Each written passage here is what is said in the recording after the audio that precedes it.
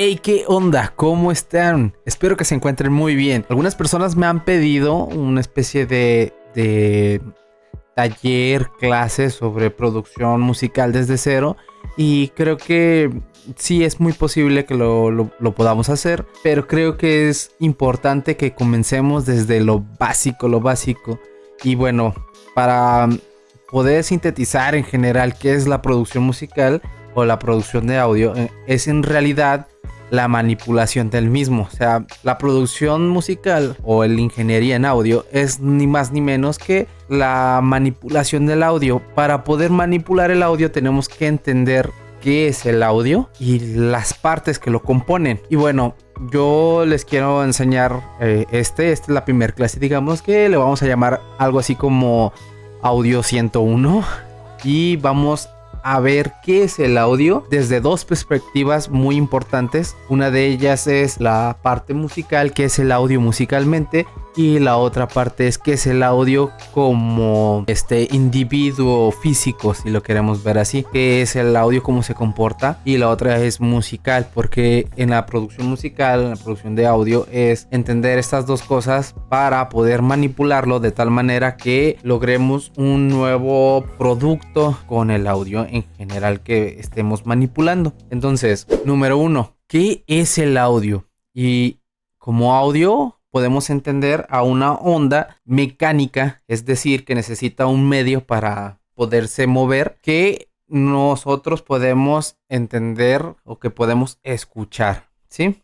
Aunque hay ondas de sonido que no están dentro de la frecuencia que nosotros escuchamos, se sigue desplazando y se comporta igual que una onda mecánica auditiva que se propaga mediante un medio.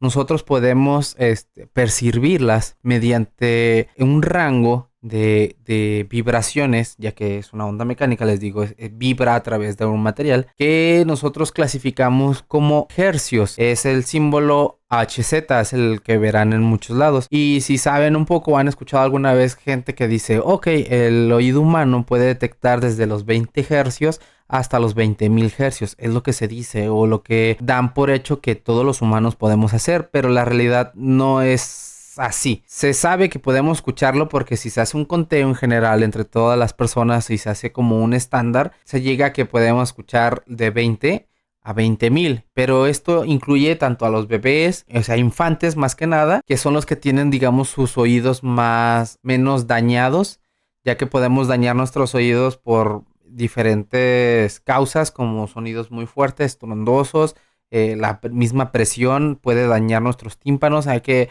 infecciones, en fin, células auditivas o vellos que tenemos en nuestro oído interno que se pueden ir dañando con el tiempo y eso nos hace perder un poco la audición.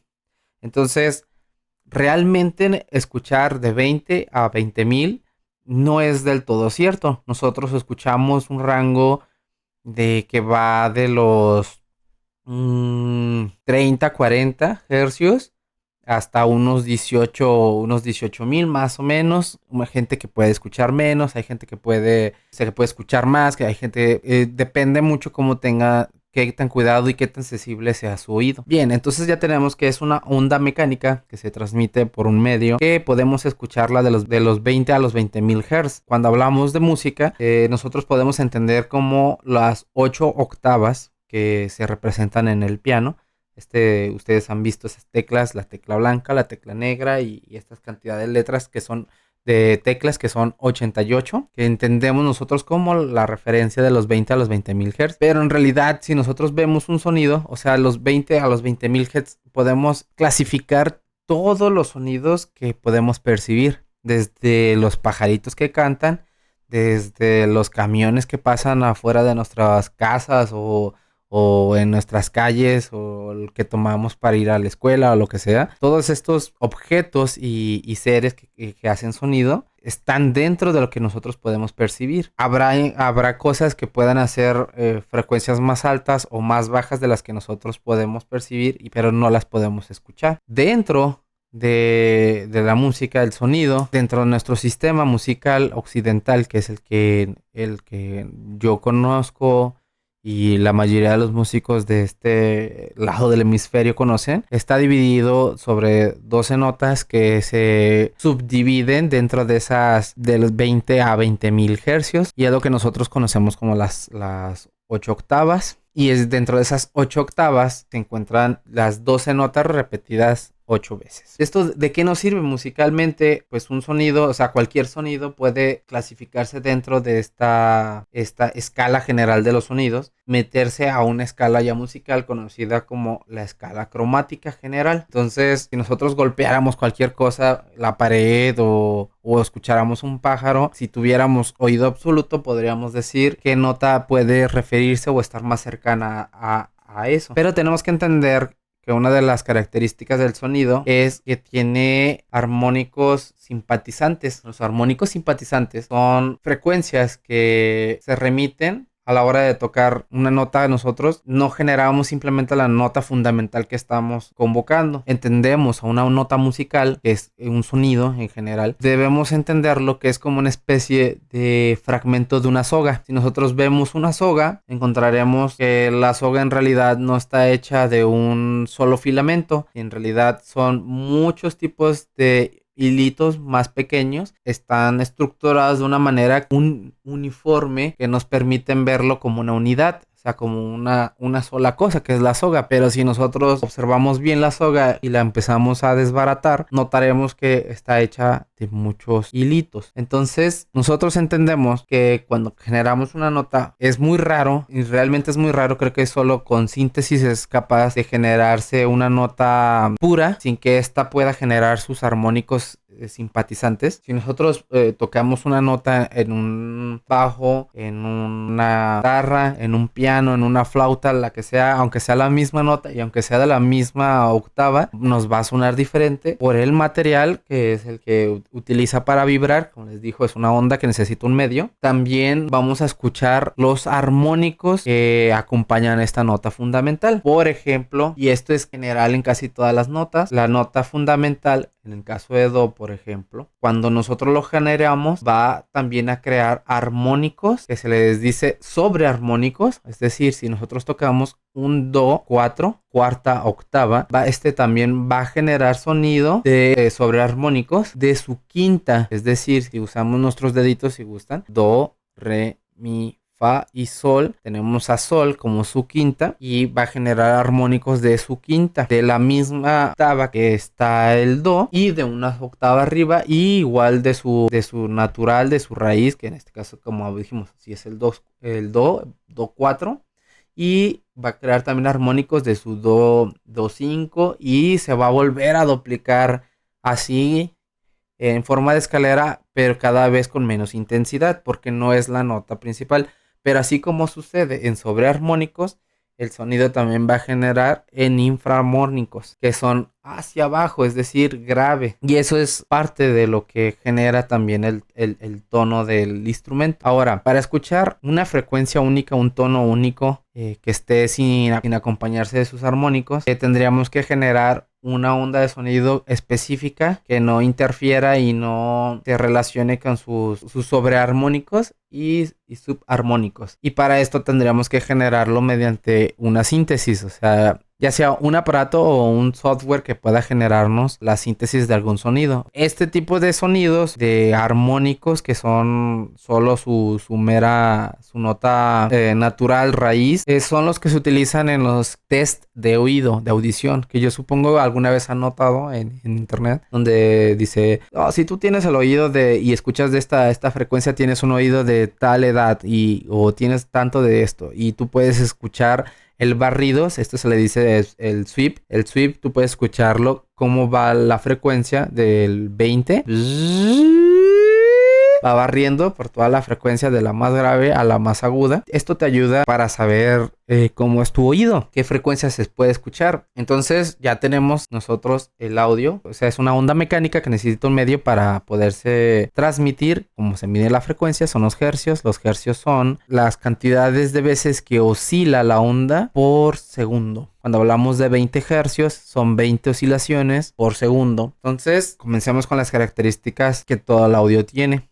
La primera es la onda. La onda, como les dije, si hablamos de la frecuencia, como les dije, son vibraciones por segundo. Es un poco complicado poder visualizar lo que sucede en tiempos tan veloces y que nuestros oídos pueden interpretar como muchas voces al mismo tiempo. ¿A qué me refiero? Cuando ustedes escuchan música, solo tienen una bocina en su oído que está vibrando y generando todos los sonidos de varios instrumentos y de todas las frecuencias. Cuando nosotros escuchamos una canción, en realidad está una onda funcionando en diferentes frecuencias de manera rapidísima y pasa tan rápido que nosotros realmente no logramos detectar que es solo un sonido, saliendo por un lado y por el otro, yendo de una manera tan rápida que lo interpretamos como algo continuo o muchas voces. Para entender eso, ya sabemos que son las oscilaciones. Imaginemos que congelamos el tiempo de un golpe para poder ver cómo funciona esa onda. Ok, ya tengo aquí en la pantallita y es que me gustaría, yo al menos soy muy visual a la hora de aprender, entonces me gustaría que entendieran pues estas características que tiene el audio ya como onda y que son las que tenemos que entender cómo van a afectar a la hora de producir música. Y la primera es, si nosotros detenemos el tiempo, tenemos a la onda que se mueve muy rápido por segundo y si imaginamos que es como una cuerda, podemos ver este tipo de figura que estoy dibujando aquí. Ustedes verán, son las colinas o como una colina, ¿no? O pueden ver una ola si lo quieren ver visualmente. Entonces, a esto le vamos a llamar fase. Y un ciclo, o sea, un hercio, va a ser un ciclo completo de vibración. Esto incluye un positivo, lo vamos a ver así, y un negativo, ¿vale? Entonces tenemos a esta fase, le vamos a llamar positiva y negativa, pero esto es una fase y esto es un hercio.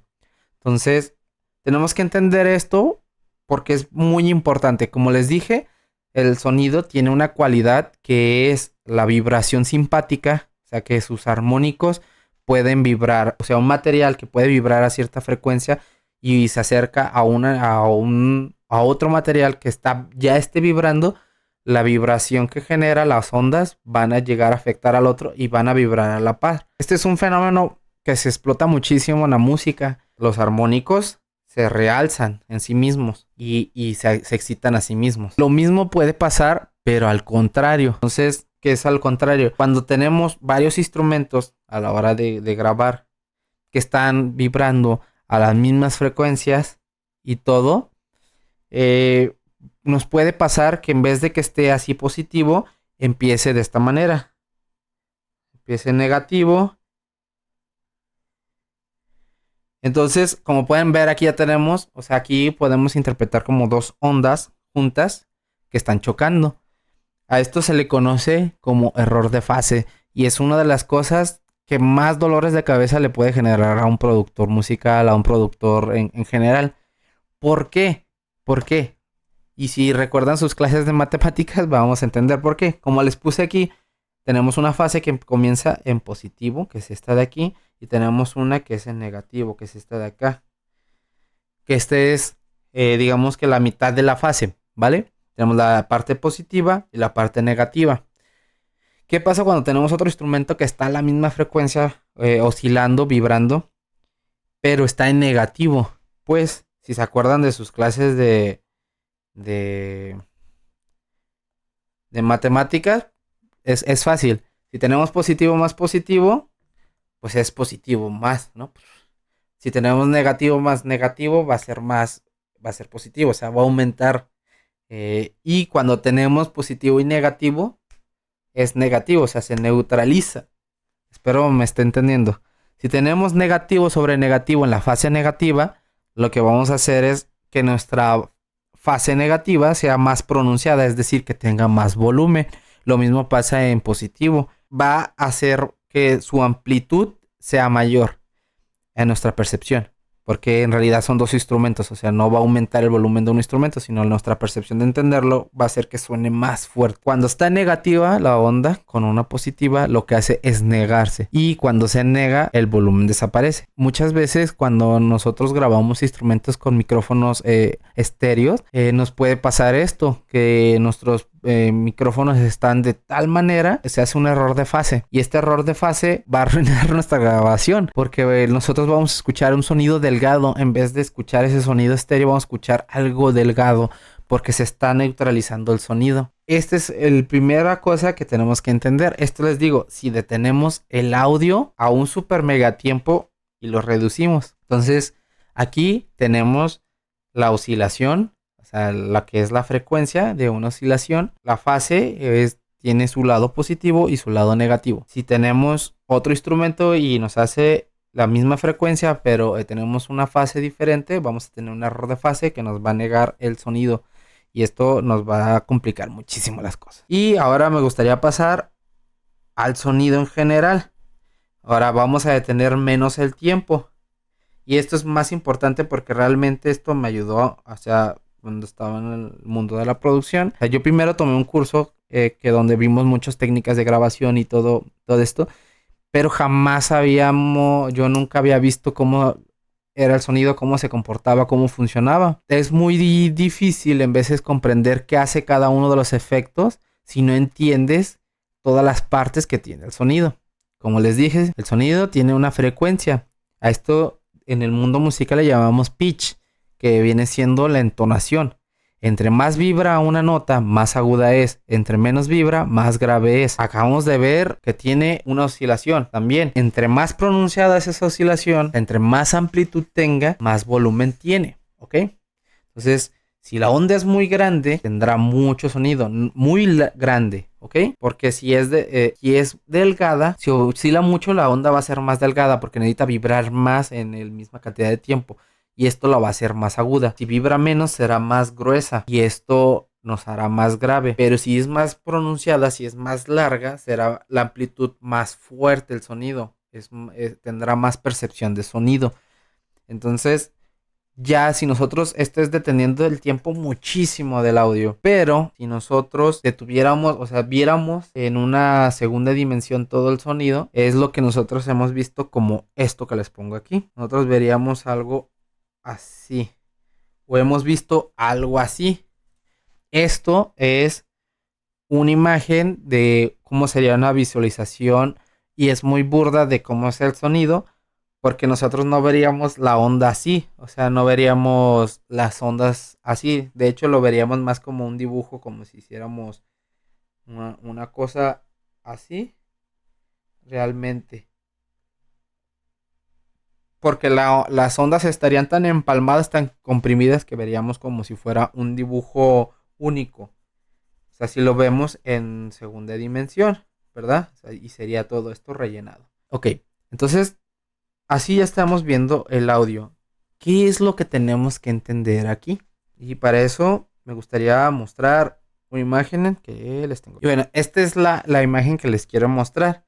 Como pueden ver, este dibujito de aquí, esta pancarta, ilustra la mitad del dibujo que hice. Pueden ver, si nosotros usáramos un espejo, nos daríamos cuenta que es más o menos el mismo dibujo. Y es que aquí, como les digo, para arriba la onda es la amplitud, el volumen.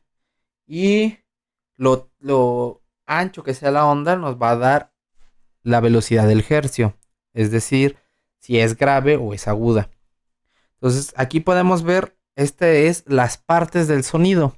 Y ustedes dirán, ¿y esto para qué carajos nos puede servir en la producción? Y sí sirve. Ok, como pueden ver, está el ataque, que es el sonido inicial.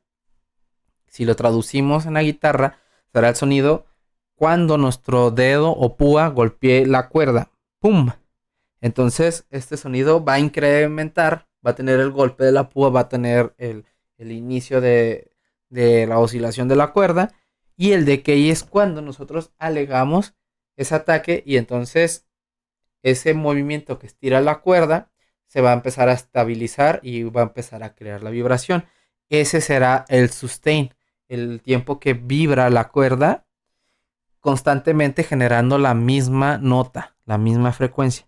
Y cuando comienza a bajar su intensidad de vibración, empieza a vibrar, a tener menos amplitud hasta que se deja de mover, ese es nuestro release. Todos los instrumentos, todos los sonidos, todo tiene esta característica. Todo. ¿Mm? Es una explosión, el sonido de una explosión lo va a tener. Va a tener un ataque rapidísimo, un decay rapidísimo, un sustain súper rápido y un release súper rápido, porque el sonido va a ser extremadamente rápido. ¿Qué es lo que pasa? Lo mismo con una batería. Cuando tú usas una batería, es más que nada, depende mucho de tu batería, va a tener mucho ataque, el decay muy rápido, un sustain muy corto y un decay.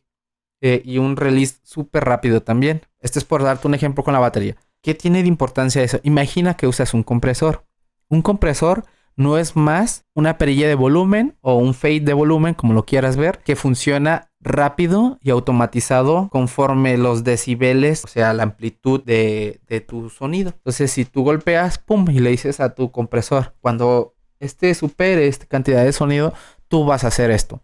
Entonces tú observas tu onda y ves dónde está como el ataque, dónde está el release y tú puedes ver el sustain. Entonces tú quieres una batería más gorda, eso quiere decir que tenga más cuerpo, pues bueno, usas un compresor donde comprima el ataque del decay a la altura más o menos del sustain, un poquito más arriba, y el sustain lo amplitúas con el compresor, haces que se expanda. Lo que vas a hacer es que tu ataque y tu decay va a quedar más nivelado al nivel del sonido del sustain. Vas a enmascarar el sonido para que crezca y el release va a caer. El ataque va a ser menos notable y el sustain va a ser más ancho. Vas a tener un sonido más largo de sustain porque mediante el compresor y el enmascarado vas a aumentar el sonido. En cada una de sus partes tú las vas a estar maquillando para que sobresalga la parte que tú más quieres que suene, en este caso el sustain. Pero también puedes hacer una batería con un ataque mucho más rápido. Tú puedes hacer que tenga un release más corto, un release más largo. Todo depende del sonido que tú estés buscando. Y es importante que tengamos esto en cuenta. Las características del sonido,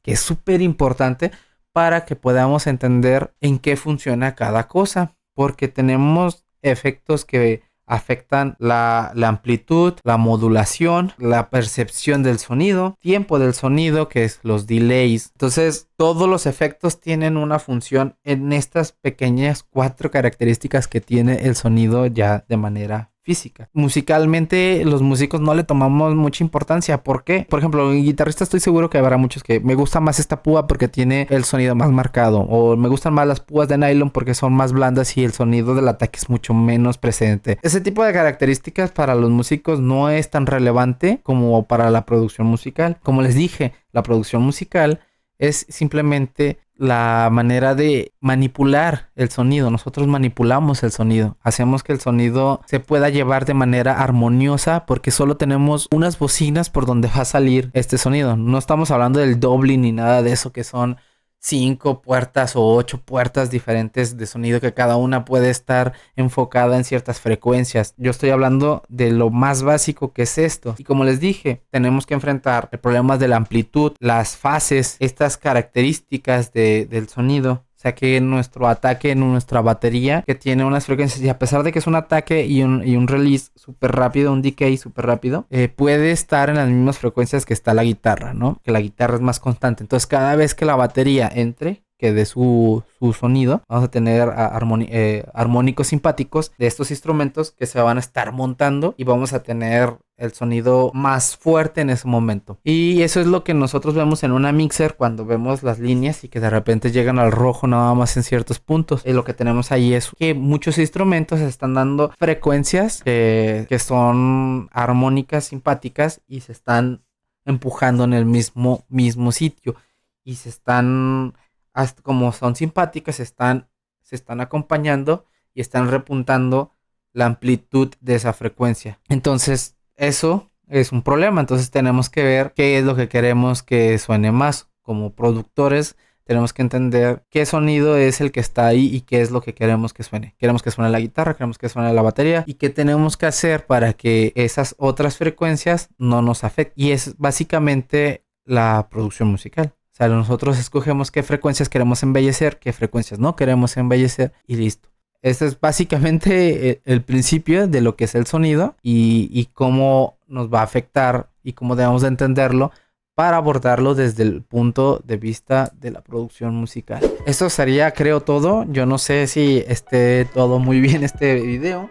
Me gustaría que si les ha gustado, próximamente pues les estaré trayendo más y más y más y más sobre producción para que vayan entendiendo este tipo de cuestiones. Era importante que las hablara en este video porque es algo que se va a ver muy recurrente. Vamos a hablar mucho de ataque, vamos a hablar mucho del release, del sustain, de frecuencias, de cómo se enciman las frecuencias, los sonidos. Todo eso se va a ver y esto es una manera de explicarles por qué sucede. Espero les haya gustado.